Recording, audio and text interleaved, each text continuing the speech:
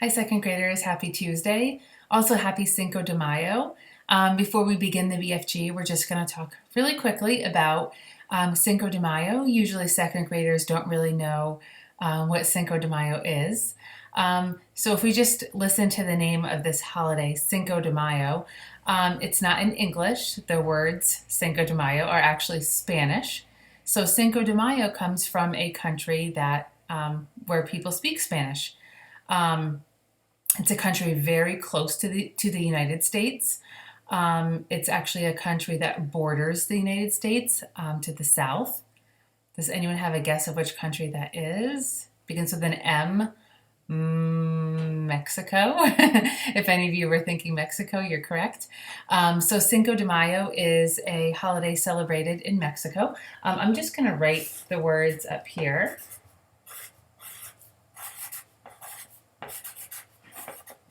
Cinco de Mayo. So I'm sure that some of you already know what Cinco de Mayo means, but maybe not all of you do. So if you look at the first word cinco, those of you who know how to count, I know many of you know how to count to 10 or more in Spanish. And if you do, then you certainly know what number cinco is. So I'm going to put my hand up and we will count in Spanish, and we'll stop when we get to cinco and we'll see what number that is. So in Spanish, we have uno, dos, tres, cuatro, cinco. So cinco means five. The day means of. And then mayo means May in Spanish, which is the month that we're in. So if we were to translate Cinco de Mayo in English, it means May 5th or the 5th of May, because cinco is the fifth number when we're counting. So we would say the 5th of May or May 5th. And that is today. Today is May 5th. And of course, today is Cinco de Mayo.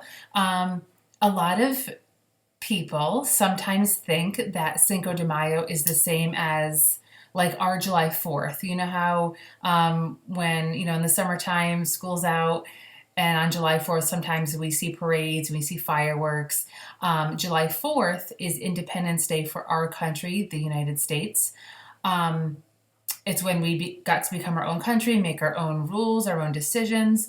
A lot of people think that Cinco de Mayo, since it's also a date, sort of like 4th of July, this is May 5th, people think that it's Independence Day for Cinco de Mayo, for Mexico, sorry. But it's not. That is not true. Cinco de Mayo is not Independence Day in Mexico. It's actually a day that a town in Mexico called Puebla won a battle against the French, and they didn't expect to win. It was an unexpected battle. Like I said, in a town called Puebla, Mexico. And that's why they recognize that day. And in Mexico, I was reading a little bit more about it even just this morning, that I didn't realize this, but not all of Mexico even really celebrates Cinco de Mayo. Most of Mexico doesn't. That town, Puebla in Mexico, does. And they do a lot of parades, they'll do reenactments, that sort of thing. Here in the United States, some people celebrate Cinco de Mayo that way. There are parades in different parts of the country today. Some people in our country, people sometimes just have some kind of Mexican food that night. I know at our house we're having fajitas, so sometimes that's how people in the United States celebrate it. But I just wanted to give you a little bit of information about that and let you know that it is not Independence Day. That's the most important thing I wanted to tell you. Okay, I'm going to move this out of the way, and I will read, I'll finish reading the chapter that we had started yesterday in the BFG. So we had started reading, let me see. Okay, we had started reading this chapter called The Queen. And so what was happening, let me find a picture here. What was happening was Mary, who I think was like the maid, opened the curtain, saw Sophie. Remember, the queen did have the dream. She read about it in the newspaper, so she knew it really did happen, and she had dreamt it. So the queen is shocked, the maid is shocked. Sophie is just, can't believe it. So this was the page where we had left off. Sophie begins speaking to the queen. The queen was asking her if she's real. She said, "Yes, Your Majesty." The queen said, "What is your name?" She said, "Sophie, Your Majesty." Um, and then the queen said, "I dreamt that part of it too. I dreamt that a giant put you there." Sophie said, "He did, Your Majesty." And we ended with the queen saying, "You're not serious about a giant, are you?" And Sophie said, "Oh, yes, Your Majesty. He's out in the garden now." So that's where we'll continue. "Is he indeed?" the queen said. The sheer absurdity of it all was helping her to regain her composure. "So he's in the garden, is he?" she said, smiling a little. "He is a good giant, Your Majesty," Sophie said. "You need not be frightened of him." "I'm delighted to hear of it," the queen said, still smiling. "He is my best friend, Your Majesty." "How nice," the queen said. "He's a lovely giant, Your Majesty." "I'm quite sure he is," the queen said. "But why have you and this giant come to see me?"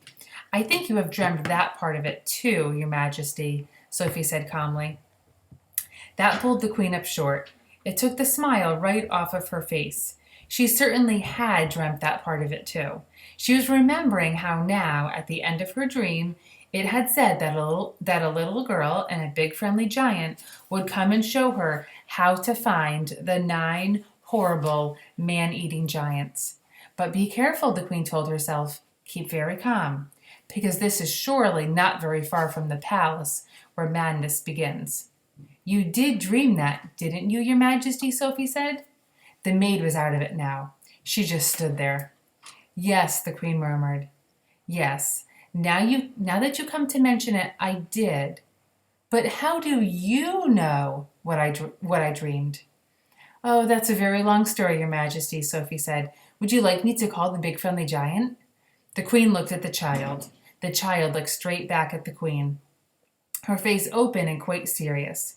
The queen simply didn't know what to make of it. Was someone pulling her leg, she wondered? That means is someone tricking her? "Shall I call him for you?" Sophie went on. "You like him very much." The queen took a deep breath. She was glad no one except her faithful old Mary was here to see what was going on.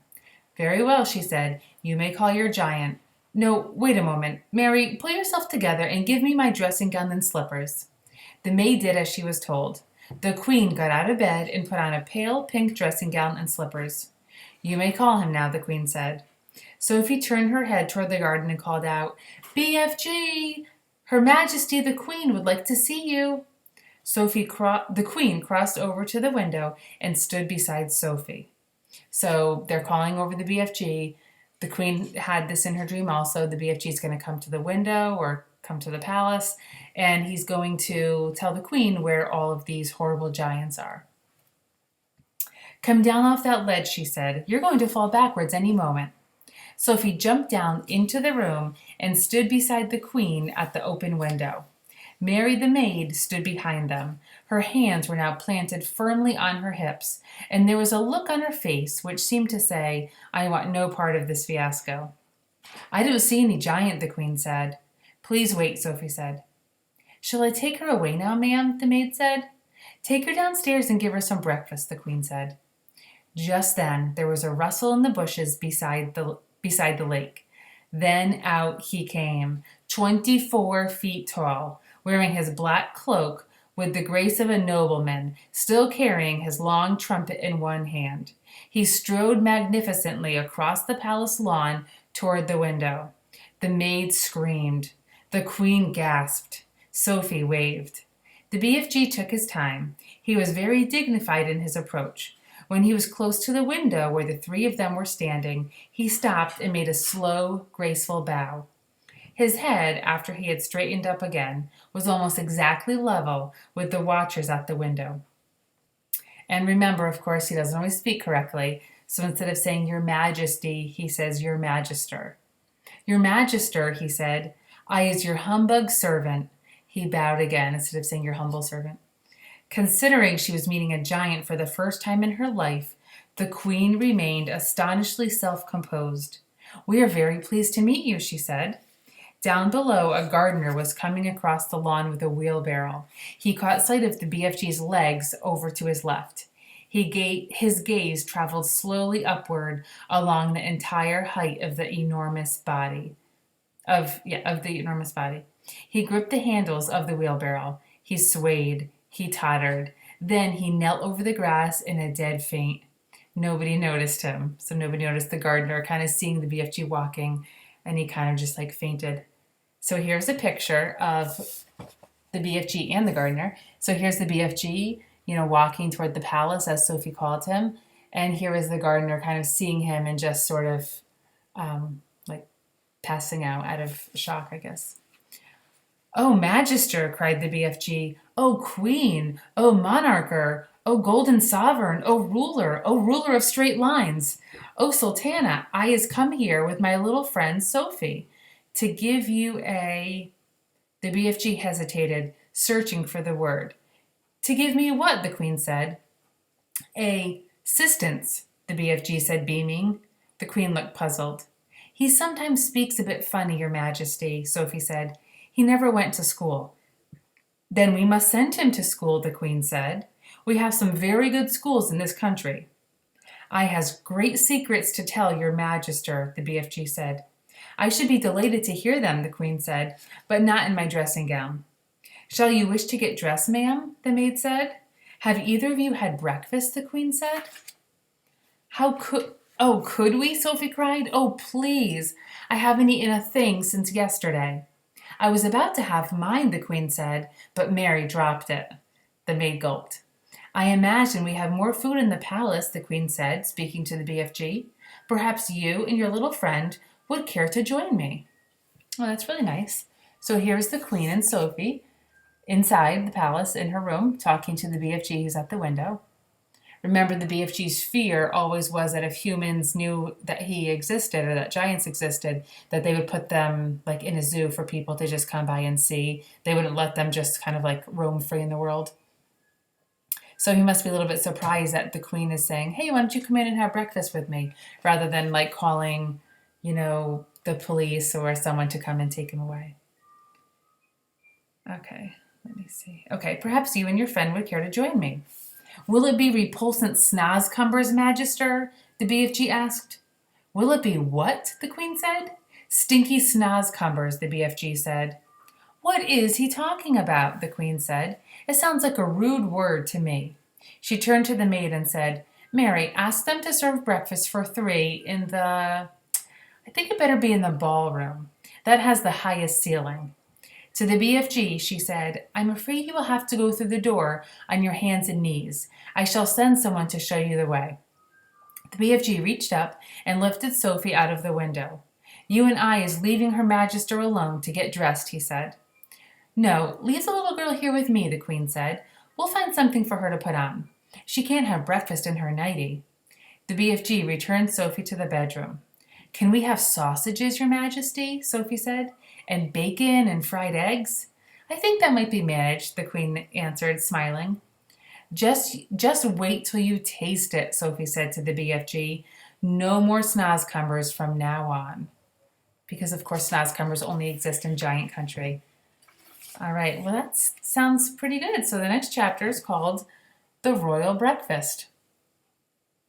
So, wow, so things are really off to a really good start for them, returning back to, the normal human world, I guess. And of course, the Queen, had that dream, and everything seems to be going as planned. She invited the BFG in. And next, you can maybe make some predictions of what you think might happen next. What the Queen and Sophie and the BFG might be talking about next, or what plans they might start making. All right, have a great rest of your day.